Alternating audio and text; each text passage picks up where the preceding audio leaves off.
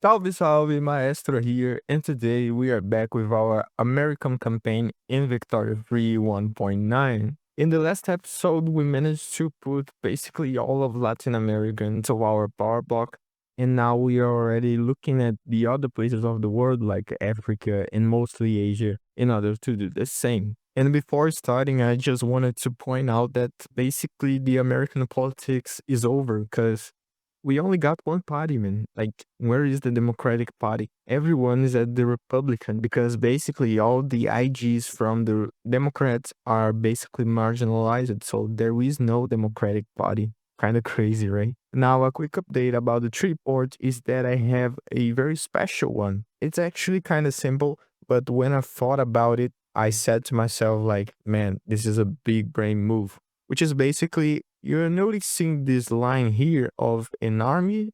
Yes, for sure is an army.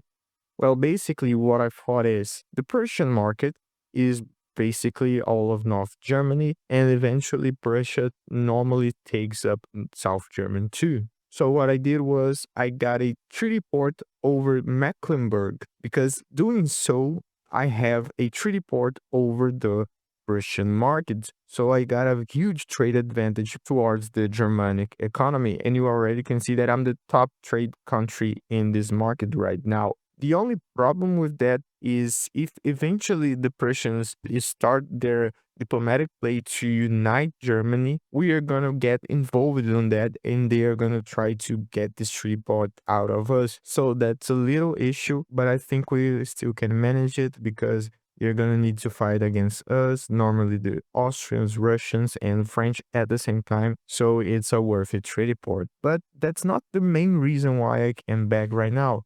It's because this agitator came by here, Mr. Joshua Norton. He is a enlightened royalist, and why he is important is because he supports multiculturalism. So basically, now what's avoiding us to pass multiculturalism is this opposition here, but almost half of it is from the petit bourgeoisie. So if I put this guy into the petit bourgeoisie leadership, basically both the opposition and the approval for this law will be on pair. So there will be a nice chance for us to pass it, which is exactly what I'm gonna do. As I said in the last episode, all the big boys from Latin America are already under our power block, with the exception of one, which is Venezuela. But being honest, Venezuela is not that such of a big boy because, like, Nova Granada has a bigger GDP, like actually almost 4 times more than Venezuelan GDP, and we can clearly see our influence into their GDP. But okay,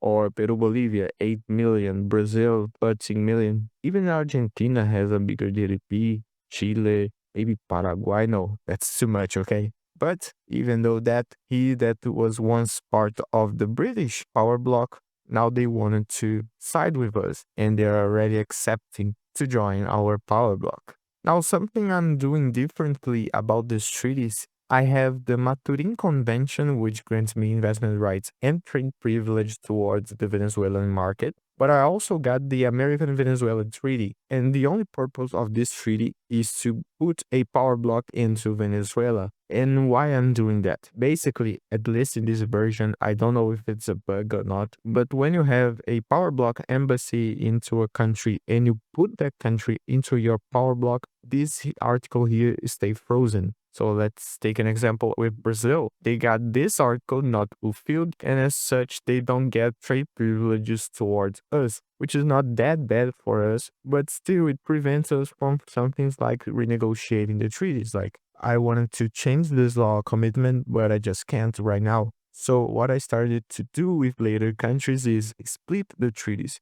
one only for the power block embassy and another for the others. Now I just finished building the skyscraper. It's actually the first of the world. For some reason it is on Ohio, but what I wanted to say is that I always built it before in order to increase our bureaucracy. But in 1.9, this is much more powerful due to its trade nexus PM. So basically now we got a ton of trade capacity and advantage by just building this skyscraper, which is massive in this version. and I was just saving some mandates, and now we got our second. And this is important because I'm gonna increase this foreign investment to the tier 3. And with that, we're gonna have foreign investment rights in all of our Power Block members. And this is very important because we're gonna save up a ton of diplomacy. At least I think it would not cost any influence, and this will make much more easy for us to change the treaties we got with our countries. Now, while I was trying to change these treaties, I saw some stuff that seems to be buggy, but actually makes sense. So basically, I was trying to renegotiate these treaties, and what happened is that they never answered me. And why I think is that is because of the trade privileges. Because since everybody is on the same power block and it's a trade league, everybody's in the same market. So trade advantage doesn't make sense at all. So that's why it might be bugged. So what I'm gonna do is basically try to remove every article here because it won't make any sense for me. Maybe only keep block commitment, only for me to not just withdraw from the article and giving some penalty, probably towards relationship. And most of the times, I'm just gonna keep with some military assistance because this will increase our experience. This military good costs is nothing for us, and this is basically the only way to not have a treaty without articles, which is prohibited. And for all of these new treaties, I left a binding period of 5 years, just so in very quick time we're gonna be able to withdraw from it. And multiculturalism is a success. Even with a huge stall chance, we managed to pass it. And now we completed the new Colossus journal entry. Now we can get migrant attraction or prestige. Who cares about prestige? Let's get the migrants. And the Democrats are back. Like I didn't expect that for sure. Now the Republican will be basically everyone but the petty bourgeoisie. Now something I wasn't expecting about our power block is that we're influencing Mecklenburg to join us. Like they are part of the Zovenheim right now, and maybe we can pull them out and later invite them to our power block. The problem is, if I do that, Mecklenburg will be part of our market. And as such, I think this treaty port won't be part of the Persian market anymore. So I'll just leave them there. I was doing this war against the Ottoman Empire only to get a treaty port and investments right, like only the basic, and it was much harder than I expected. So I think we need to increase again our army in order to like liberate Cuba from Spain. And one funny thing is that for some reason, the market capital of the Ottoman Empire is at Tunisia. Like I hold a navy here at Constantinople for centuries, only for them to discover that their market capital is here. And now I'm locating the right placing, and as such, they almost dropped to half of our world market access. And as promised in the last episode, our power block will not only be locked behind the Atlantic Ocean, now you're gonna expand towards other markets. Basically, CM already accept our influence over them. Like Bremen also wants, but they are just a shit country, so I won't invite them. But CM, this one I want. And a long time after I acquired and built the Panama Canal, now I finally got the slot to establish the Panama Canal Company. I just got it by increasing this company principal to level 3. So let's establish it and get a free company on top of that. Like, dude, I was so focused into adding people to our power block that I merely forgot about basic things like passing law. So you can clearly see here that we could easily have passed compulsory primary school a while ago, and I was just forgetting about it. And I need to say that Spain is doing surprisingly good. Like probably this is one of the effects about the trade update. So they are top 10 GDP in population, top 5 navy, almost top 10 army, but still they are no match for us. So what I'm gonna do is try to take away Cuba, Puerto Rico, and the Philippines from them. Now the only way to get both Cuba and the Philippines in the same war is by declaring directly towards Spain, because if you try to liberate Cuba, then Philippines won't be siding, and the opposite is also true. So what I'm gonna do is take Puerto Rico from the Spanish, and like this is gonna be a big hit into our infamy, not only because we are conquering state, but we are gonna later add some treaties to put a treaty port over Cuba and the Philippines, which is gonna cause another hit of infamy. And this is gonna be bad for our leverage. But in the name of the whole playing, I think it's worth it. So I'm gonna take Puerto Rico instead of just liberating it, liberate Cuba and get a treaty port, and the same for the Philippines. Now, I've just researched socialism. It actually spread it to our country. But then we got this, which is the first event about socialism that basically triggered this journal entry here that can make ideologies like communist or anarchist more common in our country. But bro, we're in America. No one here is socialist for sure, man. Like, we are the land of the freedom. Also, another thing important to say is that as soon as the diplomatic play started, I unlocked the ironclad technology, so basically our navy will be unbeatable towards the Spanish navy. Man, no way. Like, there is a socialist party in America. This should be seen. This is almost, if not worse than sin. This should be banned by God. Yeah, that's right. This event is right. The Red Scare. These leftists are traitors to the nation. Yes, we need to reduce their momentum. Like, who cares if we have protected speech? That's no free speech. We are defending the traditional values from these communists that want to destroy our country. Now the war is almost over. We managed to land in Philippines. I already control Cuba and Puerto Rico. And now that we landed, our offense is almost double their defense, so there is no way they're gonna win this. But I need to say that they fought very, very well. Like, I don't know how they managed to get 157 battalions. Like, they for sure didn't have this number when I checked it, but still they managed. And this naval invasion was very, very difficult. But still, we got better technology and more numbers. So eventually, we would manage to do this one way or the other.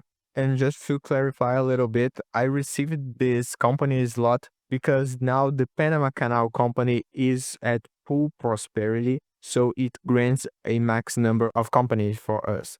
And basically, now after 1.9, and I don't think they're gonna change it at all, it's always worth it to go for the canal companies, both the Panama or the Suez, because both of them grant a max number of companies plus one, so it's basically a free company. Then you get 50K of tax income. That's okay, but for big economies of the end of the game, it's nothing. But finally, one of the best modifiers is this trade advantage. And you already noticed that trade is very, very powerful in this version, as it should be. Now, after all of this being said, I will not establish any company because I want to save up for the flavor companies of US. So we got in the end here, the General Electric. Where is it? There was other here, the Ford Motor Company. So I'm saving them for the late game. And war is over. We managed to liberate Philippines and Cuba. Now we are basically gonna try to put them into our power block. And with this treaty port, this is gonna be no hard work. Now, all of our treaties with these Latin American countries have no longer a binding period, so I'm gonna check if I can change a law of the countries or whatever like it, but most of them, I'm just gonna leave the treaty in order to get this diplomacy back. I just saw where our treaty port is at Cuba, and I thought to myself, like, wait, isn't it the Guantanamo, the prison that the United States totally disrespect the human rights and whatever? But then I zoomed in, and Guantanamo is right next to where our treaty port is, which is kind of crazy. And I was so focused on the war against Spain that I just forgot about the spectre hunting the world. Like, normally I can deal with it very great because I got a big SOL, I got police, but the activism here is crazy. Like, what the fuck is happening with our political movements? Like, dude, the socialist movement is protesting already and they're just relevant, like only 7%. I don't want to go communist in this run, bro. Come on. Okay, so that journal entry about the Red Scare or something like it was not that bad as I imagined, because now we can pass regulatory bodies as another law. And why this is important is because basically we have three laws about the workers' protections or rights, which is no workers' rights, that's the basic law, regulatory bodies, and workers' protection. Regulatory bodies decrease the dangerous working conditions, which basically decreases the deaths of our working population. And this was something that I was already willing to pass because it's obvious I want the most population possible, because in Victoria 3, the most valuable good you have is souls. And in this particular case, I think that regulatory bodies are even better than workers' protection. And the reason is workers' protection not only decreases the dangerous working conditions, but also increases the minimum wage. So if we enacted workers' protection, the wealth level of the laborers would increase, and as such, this will grant them some clout. As you can see here, the labor union got 14.4 million from wealth. So if we increase the minimum wage, the political strength from wealth would increase for the labor union and probably would decrease from the industrialists that would need to pay this minimum wage. And since we are in a liberal American run, and I just said I don't want to go communist, therefore I think that regulatory bodies in this case is better than workers' protection. And it's great because we had an event that can grant this for free. So I've just passed compulsory primary schools. And something I was wanting to do since the beginning of the game is get away from homesteading and move to commercialized agriculture. But somehow, even with our monstrous industrialization, the rural folk are still very, very powerful. They are actually the most powerful IG in our country right now, with almost 40% of clout. But I was just checking here the Edge Status tab, and we got a market liberal from the Petit Bourgeoisie. So basically, if we merge the IG from the Petit Bourgeoisie with the IG of the industrialists that always support commercialized agriculture, we will be able to pass this without any issues, at least I hope. So I'm gonna put that guy on the leadership of the Petit Bourgeoisie and go for commercialized agriculture. Now that commercialized agriculture was enacted, our final step to fuck with the poor, my mistake, our final step for freedom, of course, is gonna go for poor laws. And this might seem strange, but hear me out.